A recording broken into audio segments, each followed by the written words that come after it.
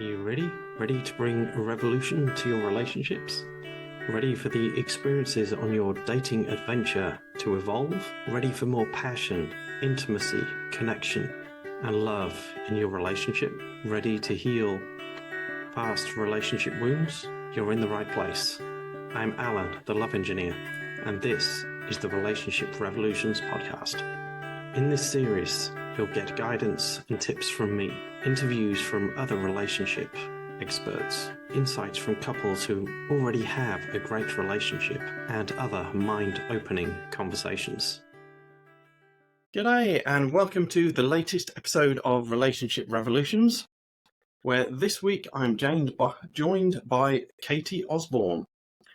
And previous episodes, we've talked a lot about divorce and dating and just about everything. The one thing we haven't covered that much is the actual wedding day. So Katy is a highly recommended wedding planner. So who better to get on to talk about the big day than Katy? So first two questions, Katy, how are you and where are you? And thanks so much for having me. I am coming to you from just outside Warwick, so Midlands based, and I sort of travel all across the Midlands really. But weddings is just sort of part of the event side. I do corporates as well, but at the moment we're in peak wedding season, so that's keeping me on my toes at the moment. Excellent. So how do you get into being a wedding planner? Is it something you decide to do in school and go from there, or?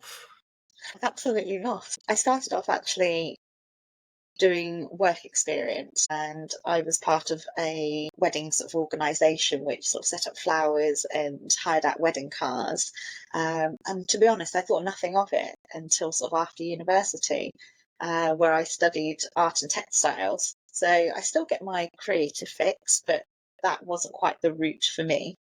So now I get to, enjoy couples planning stages, organising everything, all the admin that sort of comes together and create a seamless stay for them all. So yeah, I just happened to have fallen into it after university, fell into hospitality, started on reception, up to the sales office, as one does, you sort of climb the career ladder until 2020 wasn't too kind to events. Yes. So yeah, that wasn't the best year, but I ended up starting my own business, and it's just grown since. And this December will be 4 years. So yeah, I wouldn't Excellent. look back. Yes, 2020 was not kind to a lot of business, but especially the hospitality kind of things.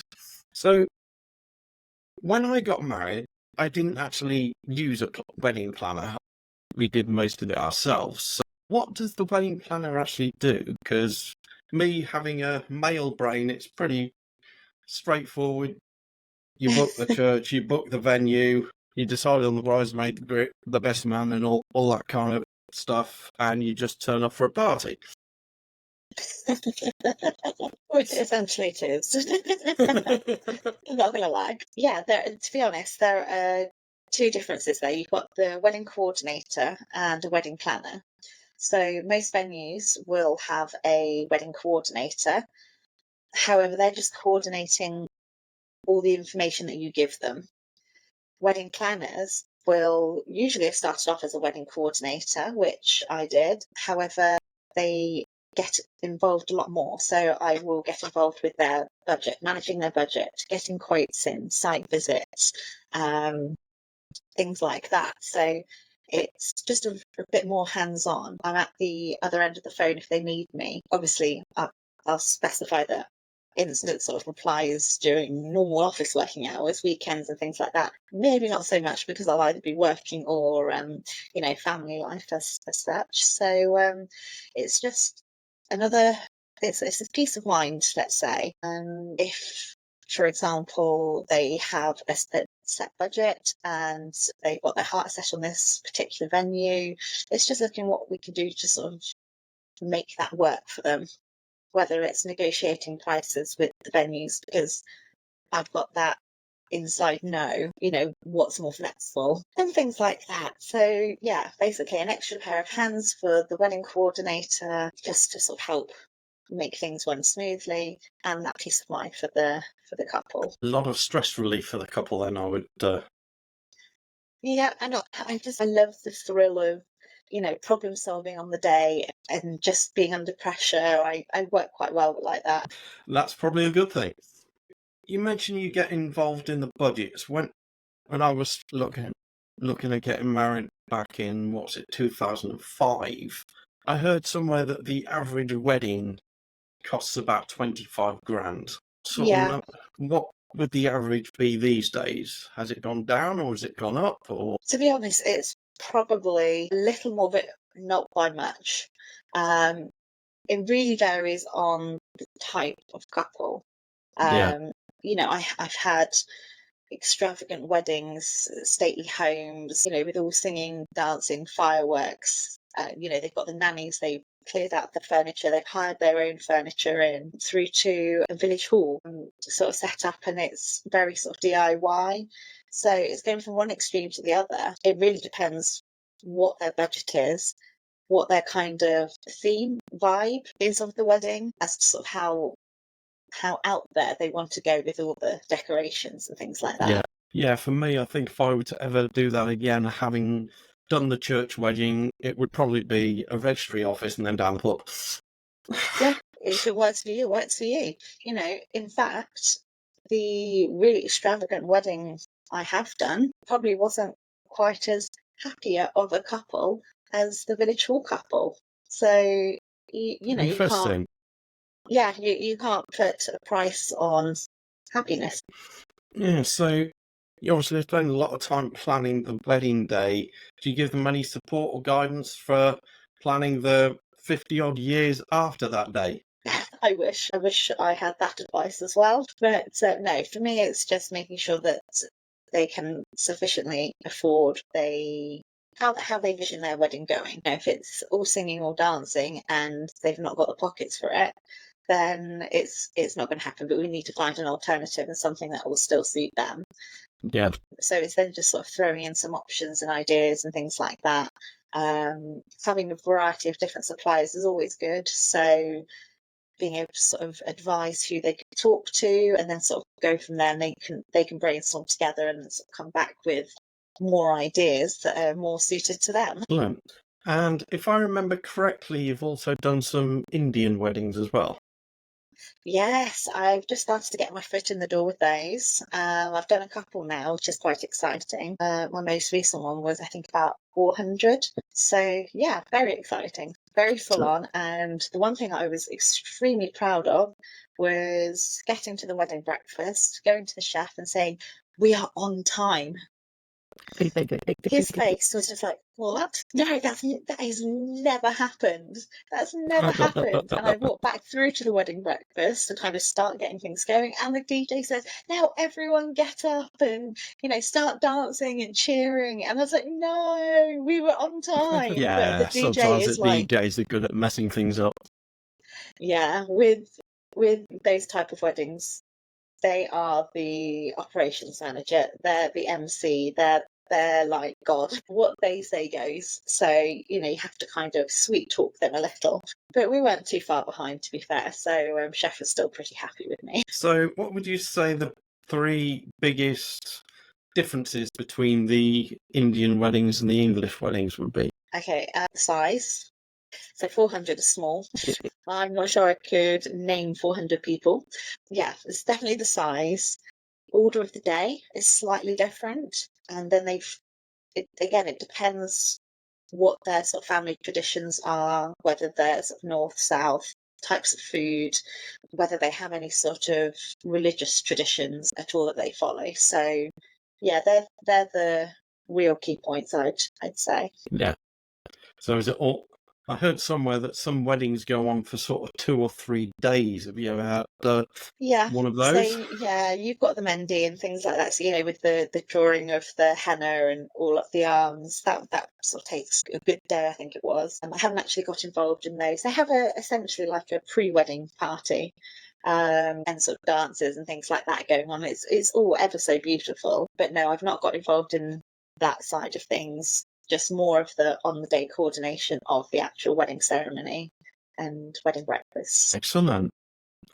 So there's thinking back to when I got married, because I married a Chinese lady, and talking to some of her friends who also married English guys, and they got married over in China, and the guys have to go and pick up the bride from wherever she's living and sing to them to get them to come out of the door, and Oh, all wow. sorts of mad stuff. And I'm thinking, I'm so pleased we got married in England. Yes, there are some wacky traditions out there, but so I think that's what makes them all interesting.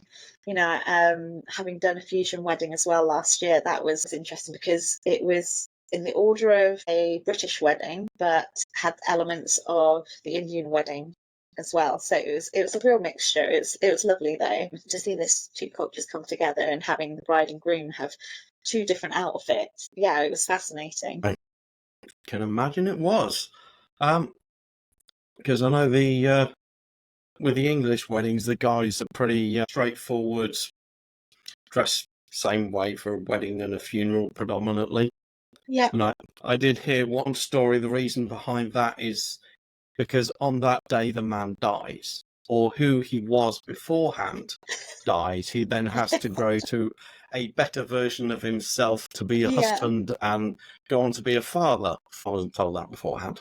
No, I get it. I can see where they're coming from there.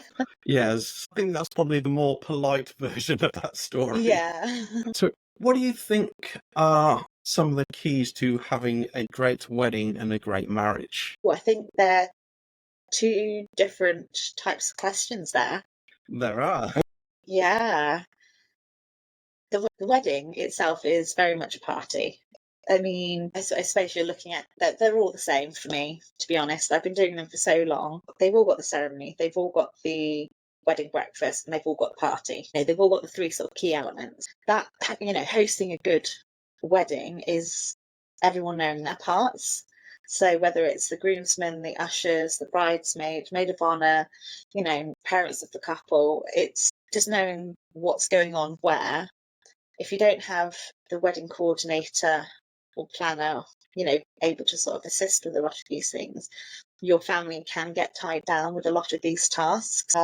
You actually just want them to enjoy the day as much as you do. Like I say to everyone, you don't need a wedding planner. It's one of those it's those nice to haves. It takes the stress away. And I've worked with venues which have a coordinator already. It's just, that extra peace of mind. If the venue have a high turnover of staff, then the bride's getting worried because she's speaking to, 4 or 5 different people. She doesn't know who to speak to.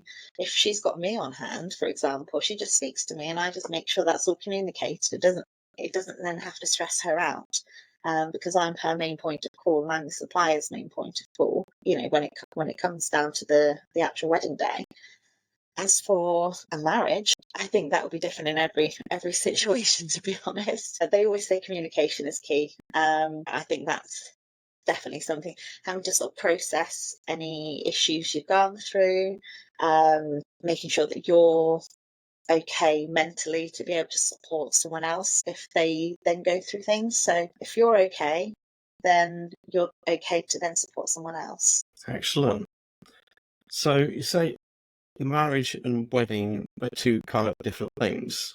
What's the difference for you? I think it's more, seeing as Ben and I got married about 6 years ago, it was definitely a good party, good celebration where everyone we loved was in one room. It was amazing. Marriage, it's not all, fluffy clouds, rainbows, unicorns, whatever.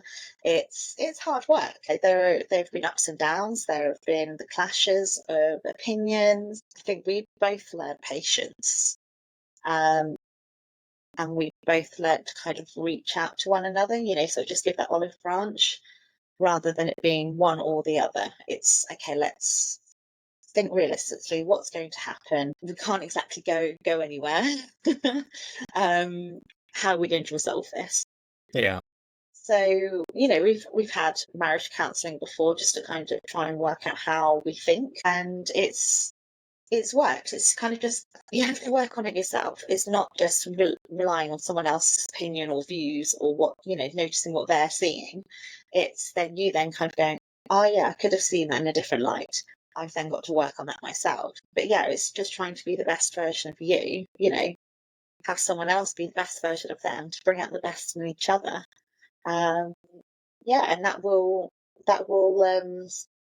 have its ups and downs, and I think that's okay. Yeah, and I think you hit one of the keys on the head there, having the marriage guidance before it's too late. So I think Yes. when most people go down that route, they're sort of faced with, do we go to the family law solicitors or do we go for counselling? And by which time they've got that much anger and grief between the two of them and blame and everything else, a lot of the time it's too late to actually resolve anything. Yes, definitely. It's I'm not shy to admit it. I've had counselling just myself. I didn't actually know what I was going for, to be honest. It was, I think I just need to process. I process things by talking. Yeah. And I found that really helpful, kind of, just reviewing my week and kind of going back and going, okay, well, that worked. Why didn't that work? What did I do? Just, everyday situations, whether it be sort of work related and in my personal life, things like that. And I found that really helpful. Having suggested that to my husband, he said, well, actually, there's been an awful lot of things that have gone on in my life that would be good to sort of just talk about, because, you can sort of almost get it off your chest without someone judging you. And actually it's helped him sort of process a lot of things. Actually kind of made him step back and, not just see my point of view. I'm trying to sort of work out how I want to sort of put this, but he's now starting to sort of reach out a little bit more. We're both softer with each other. We listen. Yeah, I'm not going to lie. We have our little tiffs every now and then, but it's calmer. They're not raised voices. They're not slamming doors. Then, it's not that huge rage. It's more of a, okay, well, I think I'm right kind of argument, but it's not huge clashes. Yeah, I think it's how you respond to these disconnects that either make or break the relationship. And listening to the work of the Gottman Institute over in the States, who've done more research into marriages and breakups than anyone else on the planet, they say the key to it is how you respond to an argument. Yes. If you're stonewalling, you'll end up going for divorce. If you're just ignoring each other or trying to bury it, you'll end up going for divorce. If you actually talk about it and talk through it as a team, then it... That's a key word you said there, as team. When we have a moment, we kind of try and remind each other that actually we're a team. To be a team, we need to work together. How can we work as a team today? With the baby running around, sort of causing chaos and trying to get the housework done and things like that over a weekend. We're like trying not to pull our hair out, but how can we work as a team? And instead of sort of just snapping at each other or getting narky or sarcastic little comments, it's how can we work as a team? And that is definitely a key word within our family. Yeah, same here as well. And I've recently been watching Downton Abbey and Bridgerton, and just looking at how they used to do weddings and relationships back then. And admittedly, this is more the upper class. And the man did whatever he did and earned the money, and the woman stayed at home and did whatever she did. Nanny's looking after the kids, and they still have arguments. But when we look at how we are a society these days, the man's working, the woman's working, they've got kids between them, there's no nanny a lot of the time, everybody's stressed, and so often it's so easy to just point that finger at blame at somebody else, be it the kids, be it the spouse, and overlook the fact that you've still got three fingers pointing back at yourself. No, I know exactly what you mean there. I think, don't get me wrong, I am so glad that obviously we went through the whole women's rights, equal pay, we're still sort of working on that, but it's great. But at the same time, we've also shot ourselves in the foot a little, as in, if we want to work and earn the same amount, then actually we need to be away from the family just as much as our partners do. So then what happens with the kids? there's got to be a balance. It's working out who can be where for who at the same time. You can't all be at work and, well, I mean, if you've got the funds to sort of, have a nanny or, send them to preschool or whatever for that, then, you've then got someone to sort of look after everything. But you then come home stressed after work. Yeah. And And it's the another kids want type to of work. connect with you as well. And Yeah. And again, that sort of comes down to the sort of family side of things. yeah, Husbands that I have spoken to, with children have all said it was, after the sort of child was born, that because obviously the child was then feeling needed, they were then neglected. So Yeah. it's just trying to sort of balance everything. There's so much that's sort of thrown into the mix. And so, yeah, communication is key. Yeah, and I think there's a lot of disconnects and arguments that could be solved even if in the early days we actually talked about who's going to fulfill each different role, and if somebody's going through a rough time, how are we going to cover that? Obviously, things do change, but if you've got some kind of plan in place, it's got to make life easier. Well, definitely. Because there's still a lot of assumptions that a lot of guys have, that she'll do all the housework and she'll do the cooking and all this, that and the other. And then there's also a lot of women that have assumptions that the man's going to pay for everything, even though she's earning as well. And these conversations are not being had before they get married. Yes. Yeah, and I think why they there's have so these many divorces. conversations. Yeah, exactly. Well, if they have these conversations, then, you started the difficult conversations before they actually need to be had in probably not the right situation when you're both in a heated argument. Yeah, most definitely. I've recently learnt that as part of the Catholic wedding process or marriage process, through the church, the couple have to have some kind of counselling before they walk down the aisle. And as a result of that, some of them actually call off the wedding. Yeah, I can see that. You ask the big questions. I think a lot of people just enjoy the relationship, think they'll take it easy.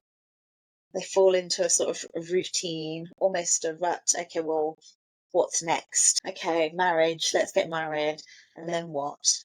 And then that's when they then sort of realise, okay, I'm almost sort of stuck with this person. How do we get on without butting heads as such? So, yeah, having the big conversations beforehand. If someone had sort of said that to me and my husband, we would have probably kind of taken a step back and had a moment to really let that sink in, because, yeah, we have different opinions on different things. When we first moved in together, it was the first time he had ever lived with anyone outside of living away from his mom. So for myself, I found that very challenging. And it was just learning to live with someone else. But again, that's because you learn from one another, don't you?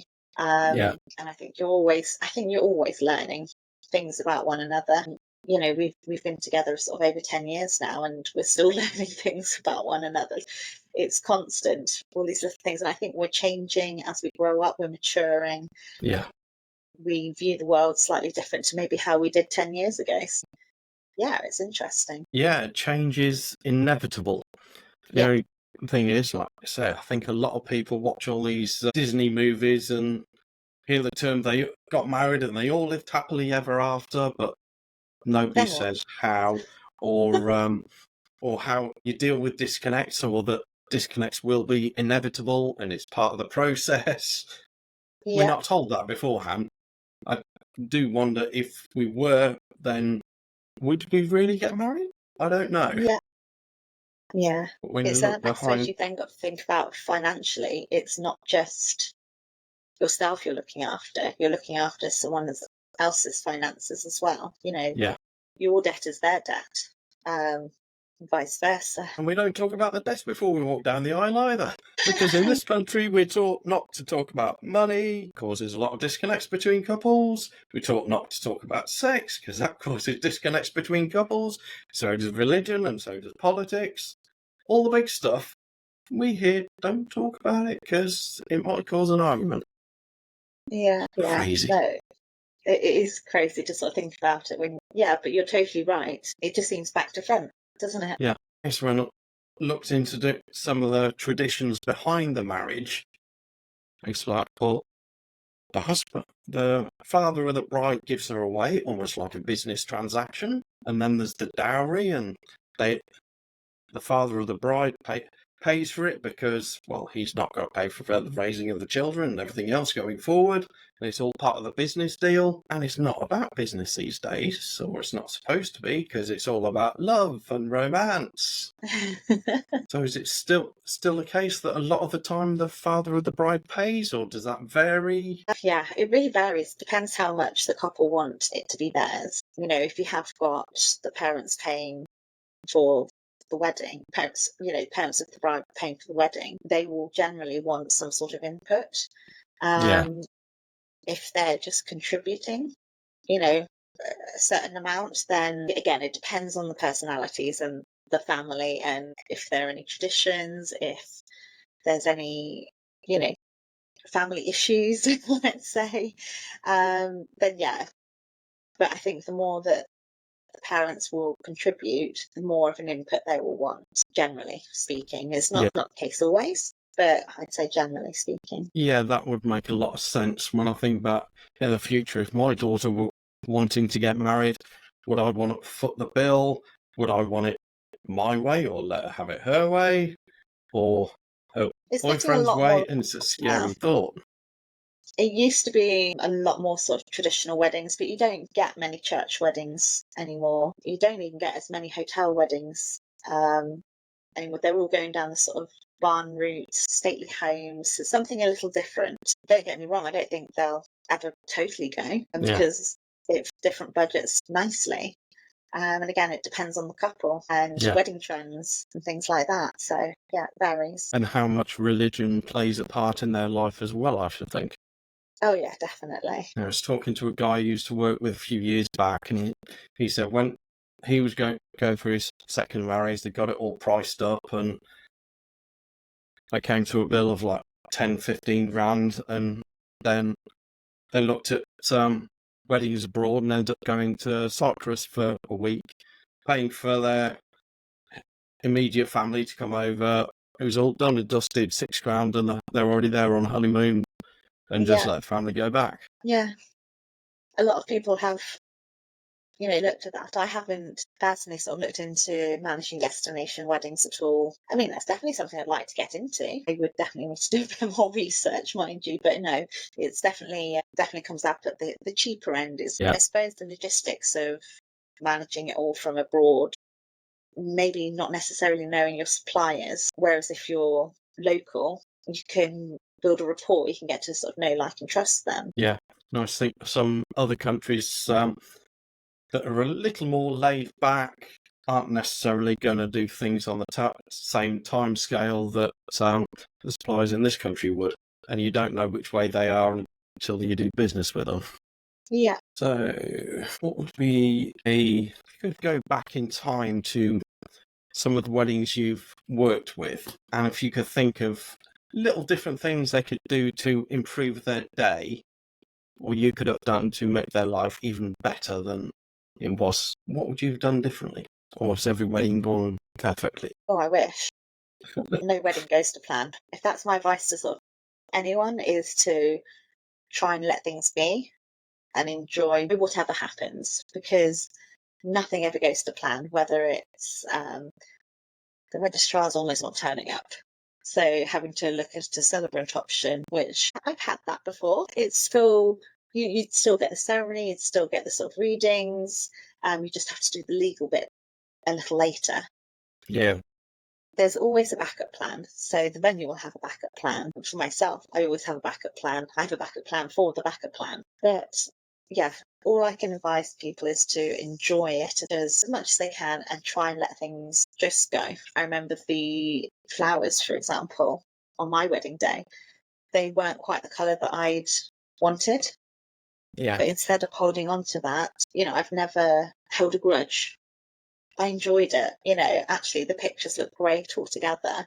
It didn't really matter whether it was not quite the right shade, but it really bothered my mum. And the only reason I'm remembering it is because of how much it bothered my mum on the day, because it was her recommendation at the time, which Yeah. I'm neither here nor there about, but I enjoyed my day because my friend's family were there, not because the flowers weren't quite the right colour. If you let something bother you quite so much, that's all you're going to remember about the day. And I remember someone telling me that, which is why I was so laid back with my wedding. Don't get me wrong, I was on time for everything, because being an event planner, you end up watching the clock by the minute, or kind of overestimating time to make sure that you're on time. I remember my the church warden sort of turning up and saying, "You're early." I said, "No, I'm 5 minutes early, but by the time I walk from here to there, that's going to be 5 minutes, and then I'm on time." So, yeah, if there's anything I would change, what I would change is probably just giving that advice to every single couple.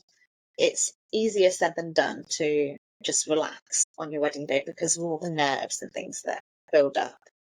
And I don't always get to tell my couples to, just enjoy themselves, and when something goes wrong, just to let it go, give me creative freedom to sort of let things work themselves out, let the venue work something out, let the suppliers work something out. But again, that's what we're all there for. Have you ever had a bride go missing on the wedding day? Luckily not. I have. Have you?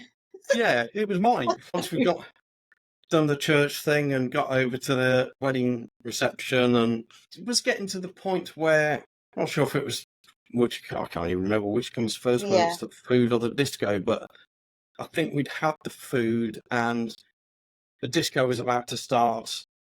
And when it comes to the first dance, well, it's kind of useful that the groom's there and the bride's there. And I'm there thinking, where is she? Where is she? And the DJ saying, where is she? And I was like, I mean, no, what do we do? And he certainly hadn't planned for that. And then one of my old next door neighbours says, well, what's going on? I said, well, I don't know where she is. He says, and there's that many people sort of hanging around out in the car park, and there's people everywhere. It's like, well, what do we do now? So he went and he just happened to have some Scottish blood in him.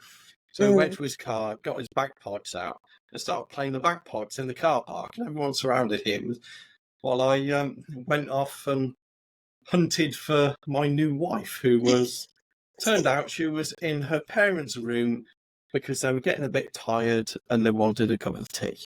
But she hadn't thought to tell anybody. After that, it kind of went a little bit more to plan, but yeah. Gave you a little worry there. Yes. And then, obviously, because she's Chinese and her parents were Chinese who'd come over especially for the wedding, they didn't speak any English. So we sort of said, well, look, your dad's going to have to make a speech. Can you help him out and tell him, get him to say these things? And so he stood up and looking around the room as if to say, why the heck am I standing up? And she hasn't told him to say anything, has she?